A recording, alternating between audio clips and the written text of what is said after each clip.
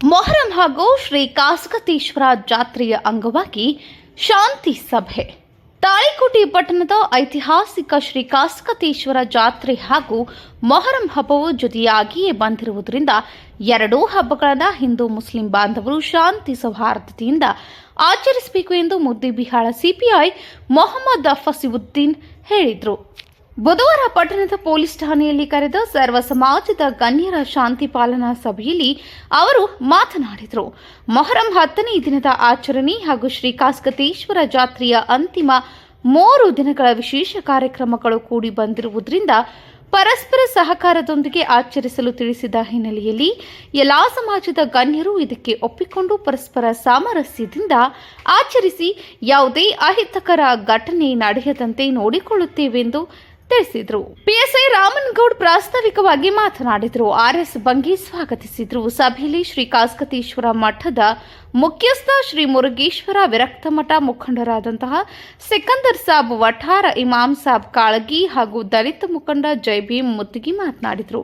ಸಭೆಯಲ್ಲಿ ಪಟ್ಟಣದ ಗಣ್ಯರಾದಂತಹ ಸಿದ್ದನಗೌಡ ಪಾಟೀಲ್ ನಾವದ್ಗಿ, ಕಾಶಿನಾಥ ಮುರಾಳ, ಬ್ಲಾಕ್ ಕಾಂಗ್ರೆಸ್ ಅಧ್ಯಕ್ಷ ಎಂಕೆ ಚೋರ್ಗಸ್ತಿ, ಆಶಿಫ್ ಕೆಂಬಾವಿ, ಸಫೀಕ್ ಇನಾಮದಾರ, ಮೋದಿನ್ ಸಾ ನಗಾರ್ಚಿ, ಮೆಹಬೂಬ್ ಶಾ ಮಖಾಂದಾರ್, ಜಾತ್ರಾ ಹಾಗೂ ಮೊಹರಂ ಸಮಿತಿಯ ಸದಸ್ಯರು ಉಪಸ್ಥಿತರಿದ್ದರು. ನ್ಯೂಸ್ ರಿಪೋರ್ಟ್ ಕಿಶೋರ್ ಕುಲಕರ್ಣಿ, ಸಮೃದ್ಧ ಕರ್ನಾಟಕ ನ್ಯೂಸ್, ತಾಳಿಕೋಟೆ.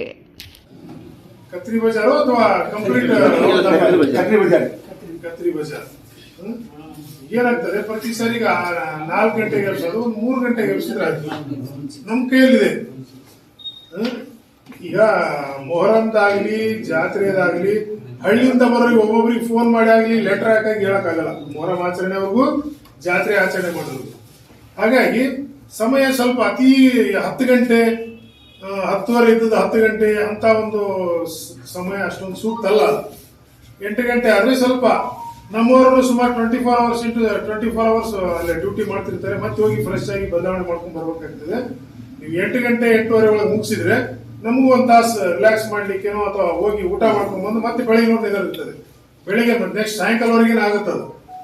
ಹಾಗಾಗಿ ಆ ಒಂದು ದೃಷ್ಟಿಯಿಂದ ನೀವು ಮೊಹರಂದು 8-8:30 ಒಳಗಡೆ ಮುಗಿಸಿ ನಾವು ಅದೇ ರೀತಿನೇ ಪ್ರೊಸೀಡಿಂಗ್ಸ್ ಅಲ್ಲಿ ಮಾಡ್ತೀವಿ. ನೀವು ಸೈನ್ ತಗೊಂಡಿರ್ತೀವಿ.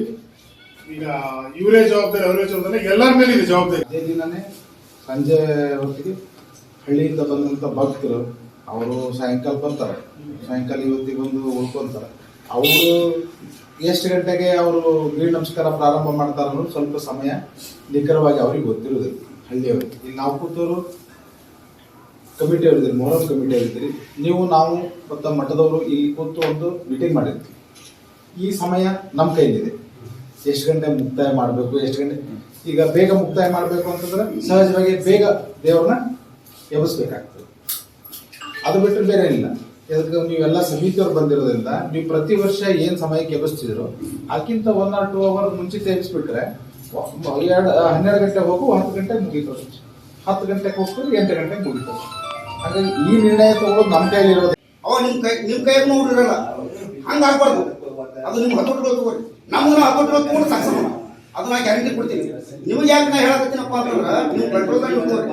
ಅವ್ನು ಪ್ರಧಾನಿ ಮಾಡ್ಯಾನ್ರಿ ಅನ್ನೋ ಶಬ್ದ ಅವ್ರ ಡಿಪಾರ್ಟ್ಮೆಂಟ್ನವ್ರು ಏನ್ ಮಾಡ್ಬೇಕು ನಮ್ಮ ಸರ್ಕಾರ ಮಾಡ್ತಾರೆ. ಅವ್ರು ಅನ್ನೋದೇನು ಎರಡು ನಮ್ಮೂ ಅದಾವ. ಯಾರಿಗೆ ಏನು ತೊಂದರೆ ಆಗಲಾರ್ದಂಗೆ ಯಶಸ್ವಿ ಮಾಡಮಂತ ಅವ್ರು ಅಂತಾರೆ. ಅದಕ್ಕೆ ಕಾಸಗತೇಶ್ವರ ಮಠ ಪರಂಪರೆಯಿಂದ ಬಂದದ. ಮುಸ್ಲಿಮ ಬಾಂಧವರು ಅದ್ರ ಮ್ಯಾಗ ಯಾವ ಶ್ರದ್ಧಾ ಭಕ್ತಿ ಅದಾರ. ನೀವು ಬಿಟ್ಟು ನಾವಿಲ್ಲ, ನಾವು ಬಿಟ್ಟು ನೀವಿಲ್ಲ, ಅನ್ಯೂನ್ಯವಾಗಿ ಹೋಗಿವಿ, ಅನ್ಯೂನ್ಯವಾಗಿನೇ ಸಾಗೋನು. ಇವು ಎಲ್ಲ ಕೂಡ ಒಂದು ವರ್ಷದಾಗ 2 ವರ್ಷ ಬರ್ತಾವ ಹೋತಾವು. ಅದಕ್ಕೂ ಇದು ನಾ ಮಾಡ್ಬೇಕು ನೀವು ಮಾಡ್ಬೇಕು ಅಲ್ಲ, ಎಲ್ಲರೂ ಕೂಡ ಮಾಡ್ಬೇಕಾದಂತ ಕರ್ತವ್ಯ ಅದ.